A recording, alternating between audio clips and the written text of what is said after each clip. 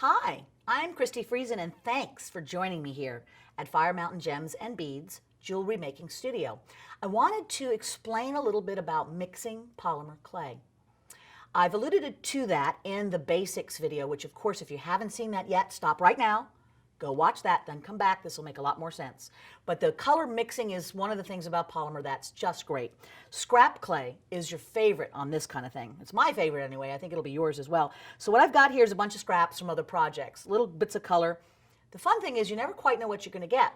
There's a color wheel and some rules about color mixing, and they all are very important and helpful, but you can basically just fool around, and when something fun happens, it's exciting.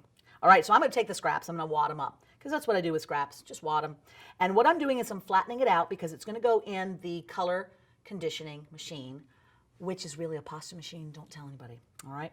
And I'm going to flatten it a bit so I'm not mashing the roller gears in there and making it all fall apart. And I'm just running it right through the machine. It squashes the clay and flattens it. So the first thing you get is rather unimpressive, wouldn't you say? But we're going somewhere with this. What I want to do is I want to just blend this into a fun, different color that I can use. So I'm going to look at something like this and go, huh, I'm amused by this area right here. This is kind of fun. And I'm going to hide the other stuff that doesn't amuse me as much and just put it right back in again.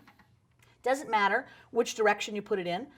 Sometimes, and you notice that often I fold it, sometimes those folds will trap little air bubbles. But since what we're doing is sculpture, those don't matter so much. And if you see an air bubble, you can always pick it with a little pin. However, if you're doing something where air bubbles make you sad, then you want to make sure that you put the folds in first, and that will eliminate much of the air bubbles. All right, I'm going to fold it again because why not? Look at that. And let's put that through again. Let's see what happens.